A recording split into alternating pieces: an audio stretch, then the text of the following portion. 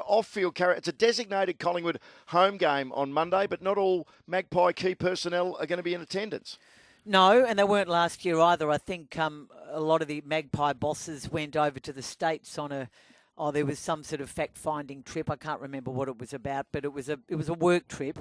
So Craig Kelly missing again. He has gone away on a holiday with friends for his 60th. Absolutely fair enough. I think he's travelling in New Zealand.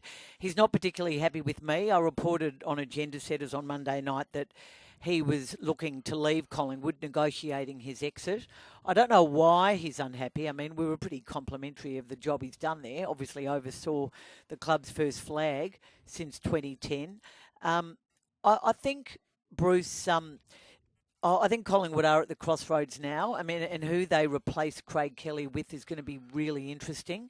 I don't know why it's only his fourth season as CEO. But he always said he was only in it for a good time, not a long time.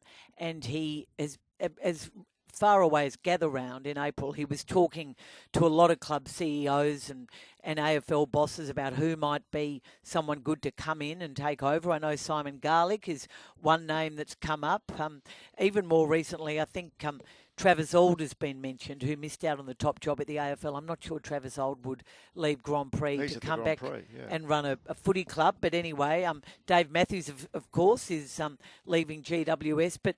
And there are a few internal candidates at Collingwood, but I don't think any of those are probably going to end up getting the job. And I don't know why Craig was so grumpy about us reporting that. But certainly he's looking at staying on in some sort of consulting type role to work on big projects like the MCG redevelopment when it happens as a tenant club, and also a forthcoming deal, I think, with Tennis Australia. How often have you seen that the work? Fan zone. The ex-CEO staying on as a consultant? Never.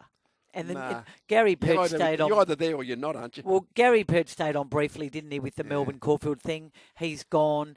Brian Cook, I think, was going to stay on and do some work with Geelong over their home ground. That never happened. Bombers are using their ex-CEO at the moment, aren't they, to do a review? Doing a review of the footy department, which is sort of wonder why it didn't happen when he was actually the CEO. But anyway, no, I'm not sure about that.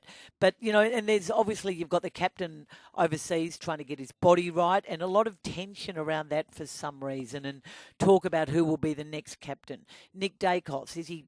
Why would there be tension? What, the fact that he's gone to America to get further treatment? Everyone seems to be jumping at shadows about the releasing of that information and where he's actually gone, and for how long is Darcy Moore going to be the captain, and is Nick Dacos the next captain? Is it someone else? Is it would it be Josh Dacos? I mean, there's a few captaincy. There's a few in line for that role, I reckon. But back to him travelling overseas. That's been commonplace in recent years, going to America or Germany. Where the angst can be is if the conditioning medical people at Collingwood, like in other words, Darcy's doing his own thing. If they've recommended him to go, fine, it's all part of their system. But you'll find that, particularly through some of the player managers, players will actually take on their own thoughts on a rehab of some sort. And that always creates a little bit of angst with the medical people who are sort of left on the limb in a way. The club medical departments get their collective noses out of joint. There's no doubt that there's an era moving. And, I don't want to go on about this because the Pendlebury game was just an extraordinary occasion, and credit to everyone who planned it. And it looked great. And I loved all the players in the gold numbers. The crowd was incredible. But they are now half a game with a poor percentage outside the 10. And there were two very close games. Well, one of them a draw. It was so close it was a draw. And then a narrow loss to Sydney, wasn't it? Now, they didn't have Pendlebury for either one of those games. So he might be 38 years old, but he's still a very important player. I'd go the other side of it. I know you can put the two things together. We can if we want to. But Scott Pendlebury at his age, in the way the game is played now, there's 23 scheduled games. Him playing 18, 19, 20s tops. Yep. And I reckon all clubs are realising this. The demands of the game and the playing of the game mean that you've got to say, well, we'd love to get 23 games out of every player. But frankly, if you try and do that, you're going to break them down. If they do beat Melbourne, they've got the bye and then two very winnable games straight after the bye for the Woods. Port Adelaide and Richmond, both at the MCG. Their two encounters straight after their mid-season break, which probably adds even extra emphasis to how important Monday is if they can get the W against the Demons, who are in a bit of a mini slump at the moment. Big game for the Demons too. So Isaac Quain is the other one who seems to be a strong contender for the captaincy. He said that, some players he's running out of patience with them, keeping their spot on the list. I mean, do you think he's talking about older guys who are going to retire, Bruce? Well, because, a lot of the decisions they made haven't really worked. You wouldn't say Dan McStay has worked brilliantly for them. I know he got injured at a crucial time back in the Premiership year. Tim Membry probably hasn't given them exactly what they wanted. Weren't. If you talk, you've sort of got what you'd call the big recruiting things. And the players changing. Like, Membry went from St Kilda to Collingwood, but I don't think he was that headhunted, was he really? Like, big time or not? Well, Collingwood certainly with their scoring woes. Yeah, no, and I'm talking about actually sometimes there's really, players are in huge demand. And it wasn't course changing. No. And Dan McStay's sort of in that category a little bit. I don't think it's like I'm trying to think of the big. Say Grundy going to Sydney, for instance. Where Dunkley and Joe Danaher going to the Lions a few years ago. I mean, things I don't think. You'd say Houston was Houston there. Well, I was going to say the bigger deals have been Houston and Perryman and Schultz. Are sort of the three. But they were only. They were big deals in terms of years of contract and the money they were. But Houston paying. was the only what you'd call all-Australian type standard player at that point, were they? The others weren't. And again, it hasn't changed their course. And they have, what many people believe, certainly in the top three, but some people think the best player in the competition in Nick Dacos. And you just feel, look, he's contracted till the end of 2028. But you can't waste having a player of that talent, I reckon. I mean, in the next 3 years, they should be looking to build a premiership team around Nick Dacos. He's already got one premiership, but he's such a rare talent. Well, that's true, but I don't know. You still need, another 22 players to supplement you. But the captaincy is an interesting one. I would have thought that there's not very many players in their early 20s. I think mid-20s minimum to be the captain, right? I agree. But I think Nick Dacos is unique enough that for him, like he's 22 now, isn't he? 20, But that early 20s, I think it'd be a surprise if they went past him as captain, as the next captain. Okay. End of 29, actually, just for Nick Dacos. Apologies. Yeah. Okay. So another 3 seasons after this. With Josh is in line with him as well, I'm pretty sure. He's a very good player too. There would be a frustration, I'm sure, from Nick Dacos when you look at what, Nazaya Wanganeen Malia is earning and what we're hearing about with Zach Butters, that he's clearly not in that ballpark. And Collingwood are going to need to rectify that. Yep. Well, they can restructure contracts. There's no doubt about that. It'll take some. As Geelong are doing at the moment with Bailey Smith. Let's take a couple of calls on the Nick Theodosi Prestige Car open line. 133 693. Our best caller this afternoon. $100 Harvey Norman gift card coming your way. 133 693. The number to ring if you want to have a chat to Caro and Leigh. 2 minutes to 1 on the White Glove Mover clock. Good afternoon to you, Neil. Yes, just to comment on last night's game panel, but I'd like to say that I reckon there were 2 Bulldogs players, would-be's if they could be, Lewis and Selwood, who were playing last night. All they want to do is want to be bigger than the game themselves so they can watch themselves on television. They've played about 20 games between themselves. They ought to switch to wrestling instead of AFL football. And I hope they enjoy themselves watching themselves on the replay. Oh, that's very spiteful, Neil. Are you a Hawthorn man? Oh, I am, yes. I'm the opposite to you, Neil, on that one. I think players are born with different qualities. And if you're prepared to be strong enough physically and mentally to put physical pressure within the rules against an opposition player, I think you're getting the best out of yourself. And you'd say that about Will Lewis last night probably and Michael Selwood last night. So all credit to them to being able to, again, applying the physical pressure that enabled their roles to be critical. Thanks for your call, Neil. Jack, welcome to 3AW Football. Good day to you. Just want to say it's a good sign for the competition. It's seems like an open premiership race. Hard to get a gauge on who really is going to take it out this year. I know Fremantle only losing 1 game. People say they would be the standout, but I'm not convinced that the Dockers still a lot of water under the bridge until to see if they can take it out. But, the Crows just lost 4 games in the home race season last year.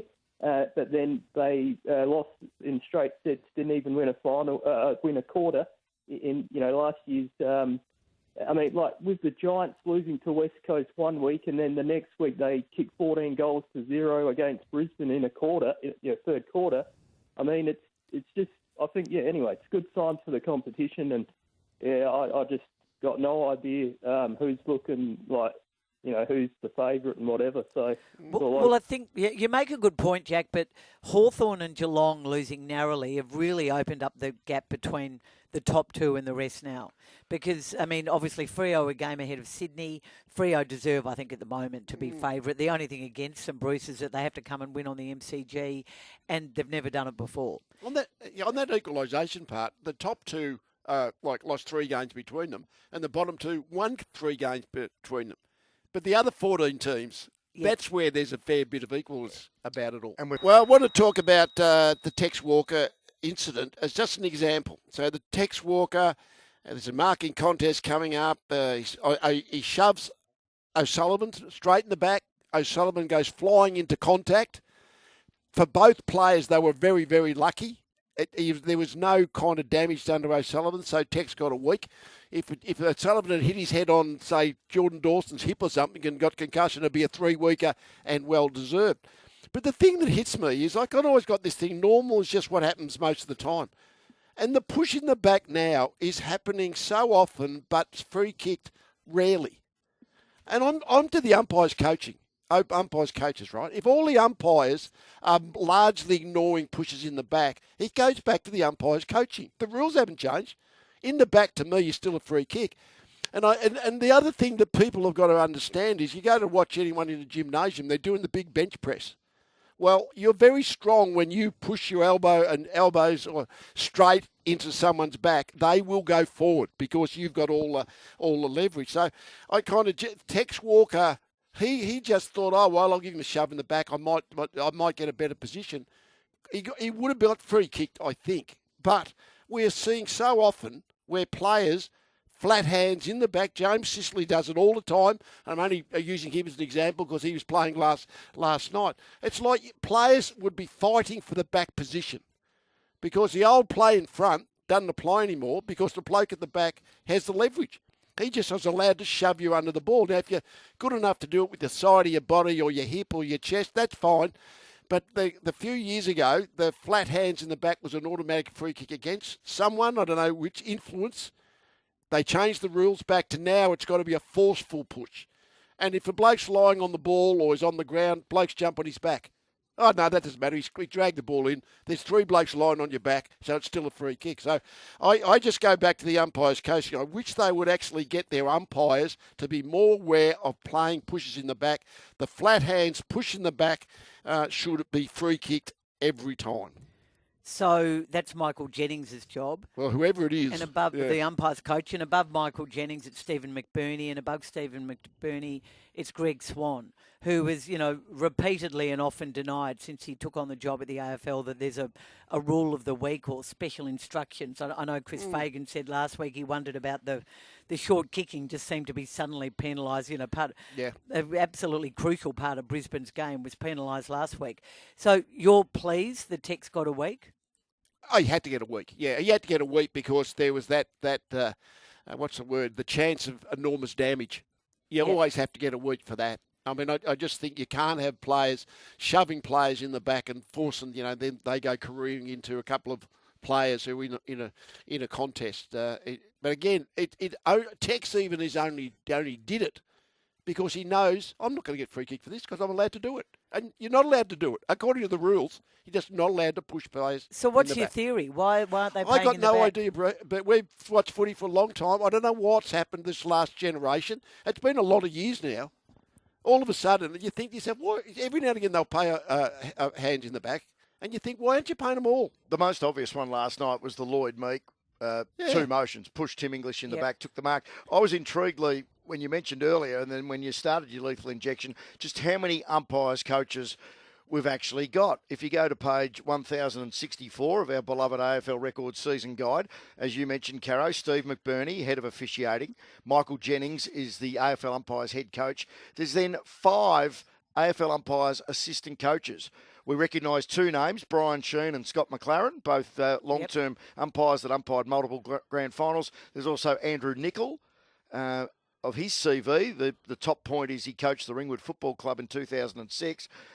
Goes on, he's done a lot of other stuff. Cameron Douglas and Ray Kelsey. They've got 5 assistant coaches to go with Michael Jennings and Steve McBurney. Is it potentially too many voices? Oh, well, that part, I won't get into that. All I'm saying is you go to the coaches because all the umpires have the same attitude. Geez, I've got to be forced into playing it in the back. It has to be, I have to push the bloke into the next suburb or something, and then I might play an in the back. So that's when I go back to what they've been coached to do. Can we change the subject now? Great injection, Leigh, from umpires, coaches to coaches. Because we've got 3 clubs, if you include Tasmania, who will be starting in 2028, looking for a coach. So the Tasmanian board met yesterday, Bruce, and I know coaching was on the agenda. My view very strongly now is that their key target is Ken Hinkley, but it's not over the line, and we know they're also looking at Nathan Buckley, among others, and potentially John Longmire. My view is that at Essendon, it probably will be less of a process, and we'll talk about process. Talk about that in a moment, because I know you've got What's strong the definition? views. My view is it'll be more of a targeted search, and I'm very much of the view that John Longmire is the favourite there. And then you've got Carlton, who seem to be going through that more traditional process with a panel, all internal people, from Greg Williams to the footy boss Chris Davies to, I think, Adam Simpson, who's been doing some mentoring there. Now, have you ever been part of a panel, a coaching panel for another club? Well, the one time I was, I guess, it was when Adelaide, the Crows, it was back when Brendan Sanderson eventually got appointed. I remember we spoke to Scott Burns and we spoke to Mark Neal. And if you talk about a presentation, Mark Neal's presentation was brilliant.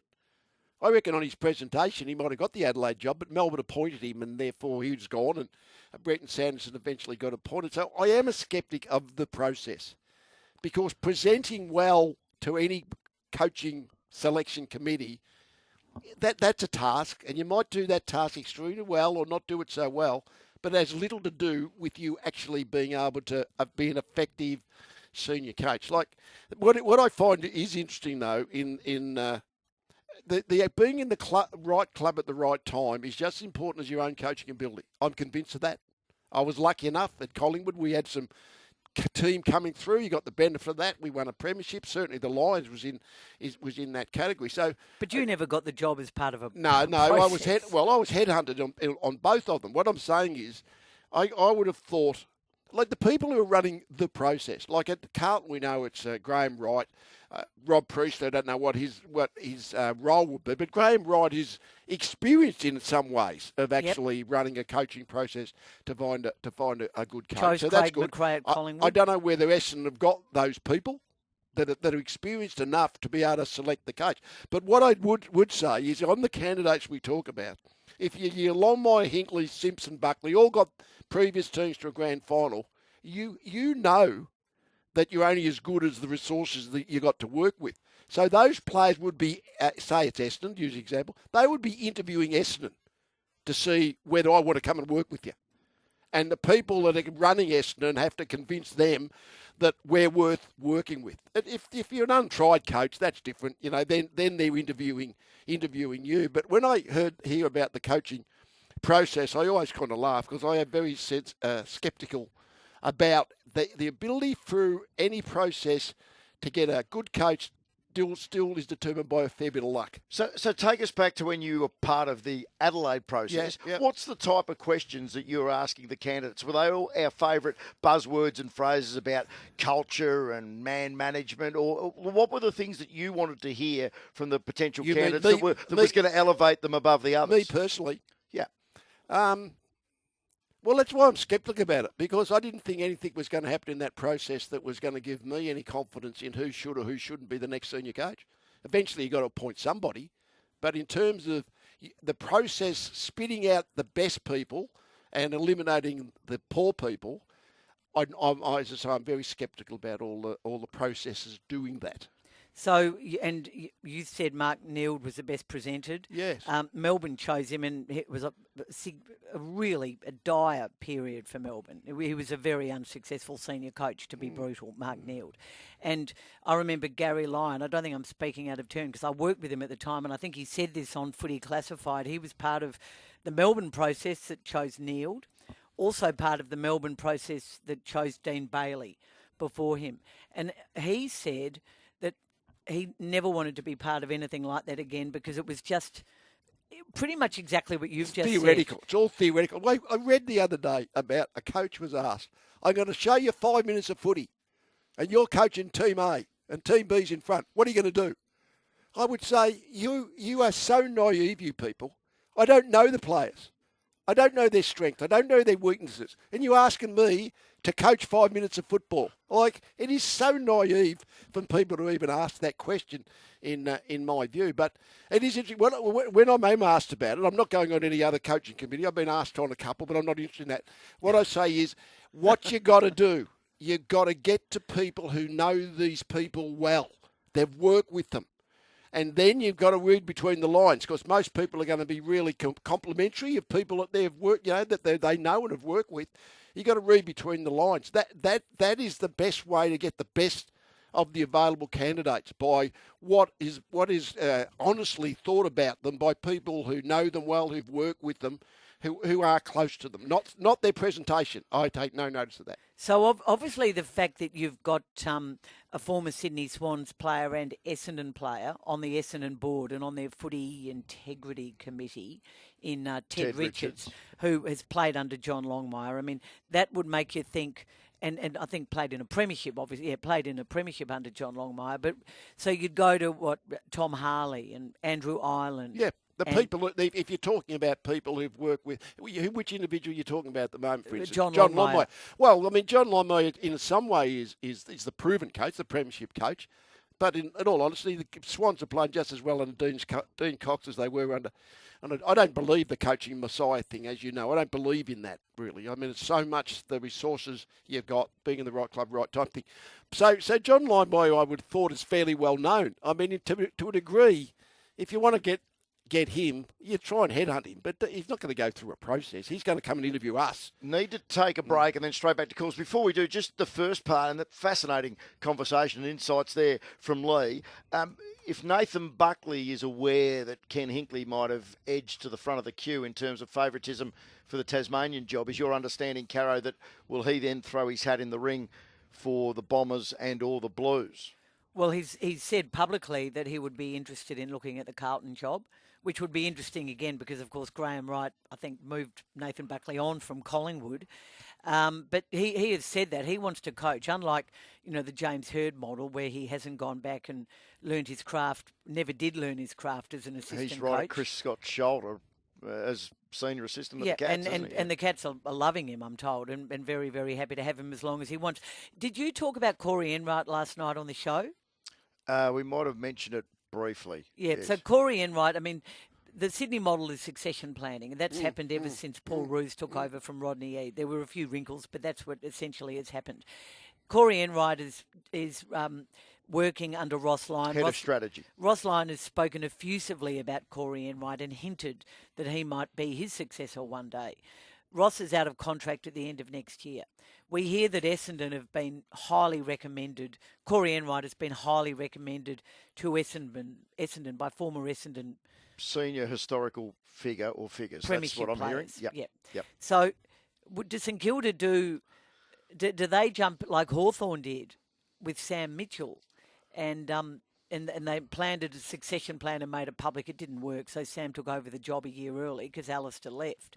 But does St Kilda maybe talk, if they think he's so good, well, look, stick around, and in the next year or two, you're going to get the job. Like a formal succession plan is put in place. Would you be happy to see that? I mean, have you heard good things about Corey Enright? Yeah, I have. I don't know him all that well. I've probably interviewed him 4 or 5 times at club functions, but there's no depth to the relationship. But you're suggesting, is it potentially coming to a fork in the road for the Saints? They have made all the right noises so far, as Leigh, we discussed this off air before the start of the show, saying we wouldn't stand in his way and we want to encourage our senior assistants, etc. But if they, and that has been the conversation out of Moorabbin for some time, that he's next in line, but it's still a season and a half away. Well, I don't know. It's exactly an indefinite timeline, isn't it? There'd be no, like Ross Lyon. Well, Ross had the extra year added to his contract. But that's only his contract. Year. I'm talking about the thought of we're going to replace Ross Lyon with Corey Enright is a bigger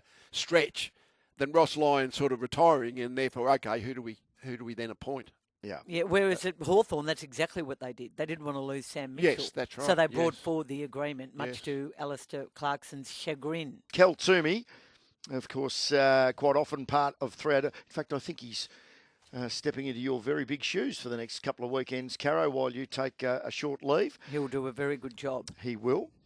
I'll just quote directly from the story that he's just put up on afl.com.au. Essendon met with Gold Coast forward Jed Walter hours after the Bombers sacked coach Brad Scott last week, as Walter went through his decision-making process on his future.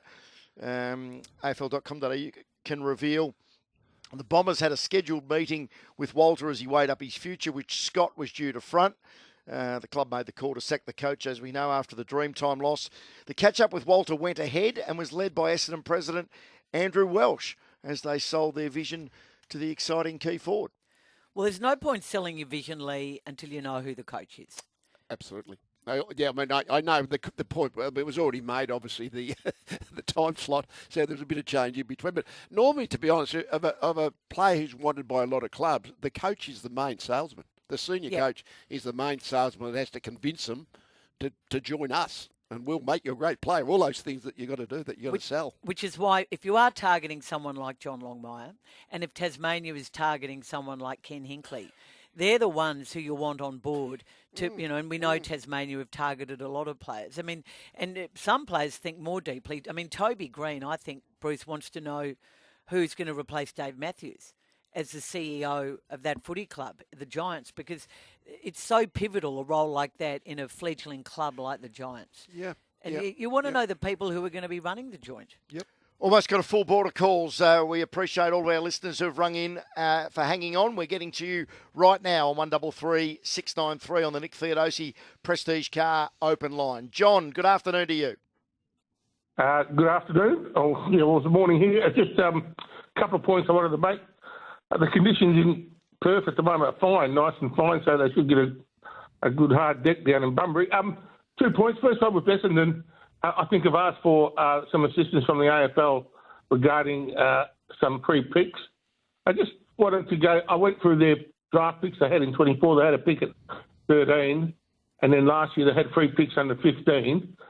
If you look at the Fremantle model, what they've done, they don't have any academy players, no father and son, and they had a pick at 17, a guy called Murphy Reid, who got through to 17. So don't mention the war, please. I'm a Richmond person.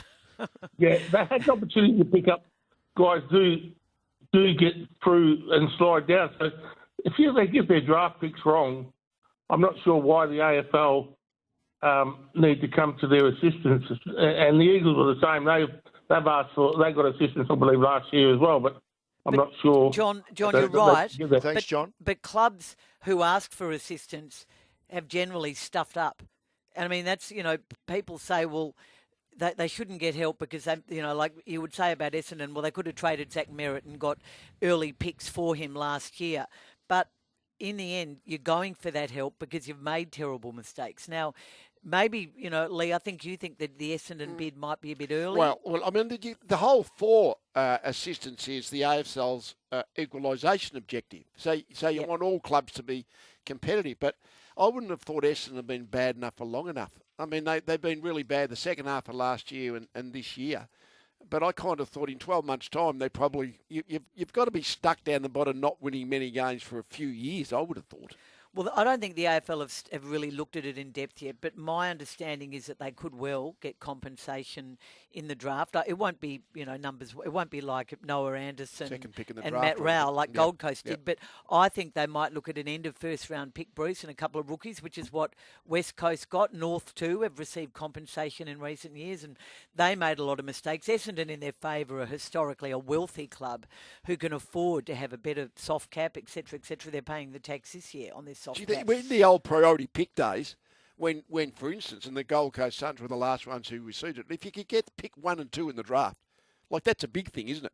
But if you're getting sort of pick 1 and pick 17 or 18, I don't know whether pick 17 or 18 is so special that we should be jumping up and down about it. 15th last year, the Bombers. The previous 2 seasons, they won 11 games in both years. And I think both years they were in the 8 for a long part of the journey. John, thanks for your call. Paul, good afternoon to you. Hi, everyone. I'm a Western Bulldogs member. I'm just responding to that Hawthorn fan. I think his name was Neil. He was very mean-spirited, attacking our young players, showing a bit of brute force. We've been ragdolled the last 5 times we've played Hawthorn, and I was very proud of our players. And to suggest that our youngsters showed a bit of physicality just to see themselves on TV is just a lot of rubbish. Yeah, well, very well said, Paul. And they're not that young. Bow, it's a 22-year-old and a 27-year-old. They're not young players, Lewis and Selwood. Well said, Paul. Thanks for your call. You're in the running for that $100 Harvey Norman gift card. Dom, good afternoon to you. Yeah, g'day. Just in regard to Carlton under Fraser, this is what's changed. Time in possession, 14 to first, controlling possessions, bottom 4 to first to second, uncontested marks, 13 to first, total disposals marks, retention of disposals, bottom 6 to top 4, scores from defensive change, 4th to top 4, and defending opposition transition 16 to 7. Now, that's not a sugar hit or freeing the players up. That's pure coaching. And a lot of the media just saying, it's a sugar hit or just freeing them up. And that would never have happened under Voss. So it's definitely his coaching. And his coaching will be decided. The last 5 games we play Brisbane, the Lions, the Dogs, St Kilda and Freo. Thanks, Dom. Wherever I hear that, Dom, I mean, the stats pitch you with what you've just told us. And if you're doing stats like that, you'll probably be playing okay. Doesn't tell you how. There's a lot of reasons in why an end result happens. Stats are only the what. That's what happened. Why it happened, that's the more interesting He's question. And I don't know, and a harder thing to argue that or debate. I reckon he could well be the coach next year. Maybe. Philip, welcome to 3AW Footy. Oh, hi there. I think my opinion of the AFL is that there are too many teams. You're soon obviously going to have 19, then you're going to have 20. I think it's diluting the talent far too much. Every year you're going to have 5 or 6 or more teams that are just not competitive. They're going to do draft picks, etc. And they're going to take 2-3 plus years to do the rebuild and get up there again. So I think it's a glaringly obvious problem for years for AFL, but no one seems to be talking about it. I think it's ruining the product. It's the spectacle isn't as good. I think it is ruining the spectacle. Oh, well, the last 2 nights have been pretty good if we're going to talk recency bias. But, Philip, I'm not of the view they'll go for 20 teams. I think we're going to have 9. Stay 19, you reckon, forever? If anything, they might go back to 18. Yeah. And I don't dare to suggest how that might happen. Well, if you threw it out there, how would it happen? Oh, well, it would mean... Well, we know what would happen, but who would it be? It would be a Victorian team merging with another team, or it might be... Look, I've got no idea. But I don't think the Northern Territory are going to get a team. I'd be amazed if they went for a 3rd team in Perth, which is sort of the other conventional wisdom. So I reckon one team having a bye every round is not going to be a bad thing. And I think 24 games in a season is not going to be a bad thing if you're going to have the rotating team resting. It's interesting. I think in the rugby league, I mean, the other sort of national code, they got the same problem or challenge, what you like, of the AFL has. Half the competition's in one city. So 10 of our 18 teams are in sort of, including Geelong, are in Victoria, and the same would happen with rugby league in Sydney. So what's tend to have happened is to get teams in other parts of Australia for us, you just keep getting one extra, another one. And I reckon the competition, if you were starting from scratch, you'd have about 16 teams, I reckon. You'd probably have 8 in Melbourne and 8 outside Melbourne. But it seems like this thought that if you get another couple of teams, therefore we've got another game, and the TV rights go up enormously. I'm told about TV rights, the games with Collingwood and Essendon and the big supporter bases. Okay, they're the big ones, but whether it's currently the 9th game of the weekend or say the 10th game of the weekend are worth bugger all to the broadcasters because they're not really that popular. So 2 points to that. Well, the NRL are adding the team from Papua New Guinea going to go to 20. and Perth. Perth.